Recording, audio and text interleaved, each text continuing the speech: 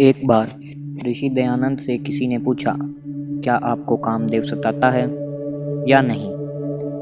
उन्होंने उत्तर दिया, हाँ वह आता है, परंतु उसे मेरे मकान के बाहर ही खड़े रहना पड़ता है, क्योंकि वह मुझे कभी खाली ही नहीं पाता।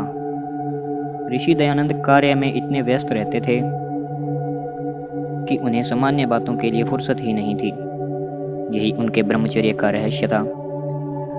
उन्होंने युवाओं को संदेश देते हुए कहा, हे युवानों, अपने जीवन का एक क्षण भी व्यर्थ न गवाओ। समय को किसी न किसी कार्य में व्यस्त रहने की आदत डालो। खाली दिमाग शैतान का घर होता है।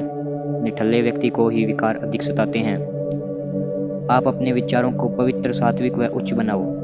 विचारों की उच्चता बढ़ाकर आप अपनी आंतरिक दशा को परिवर्तित कर सकते हो। उच्च व सात्विक विचारों के रहते हुए हल्के विचारों व कर्मों की दाल नहीं गलेगी। सात्विक व पवित्र विचार ही ब्रह्मचर्य का आधार है। ब्रह्मचर्य हमको पूर्ण आत्मविश्वास देता है।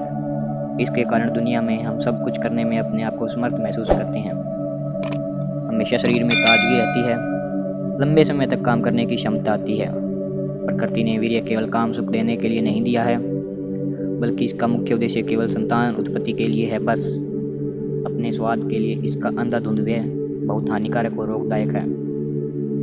महापुरुषों की वाणी बिल्कुल सही ही है कि वीर्य नाश ही मृत्यु है और वीर्य रक्षण ही जीवन, क्योंकि वीर्य नाश हमारे स्वास्थ्य को खोद खोद कर बाहर निकाल देता है और रोग सदा उसके लिए निवास कर जाते हैं। वीर्य हमारे शरीर का राजा है। अगर हमारा ये राजा शक्तिशाली है तो रोग रूपी शत्रु हम पर विजय नहीं पा सकते, परंतु हमारे राजा के कमजोर होने पर निर्बल शत्रु भी हम पर हावी हो जाते हैं।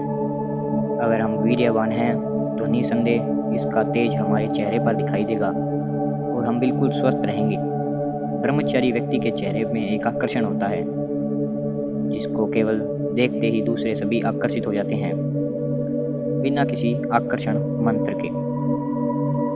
तो दोस्तों, मिलते हैं अगले वीडियो में।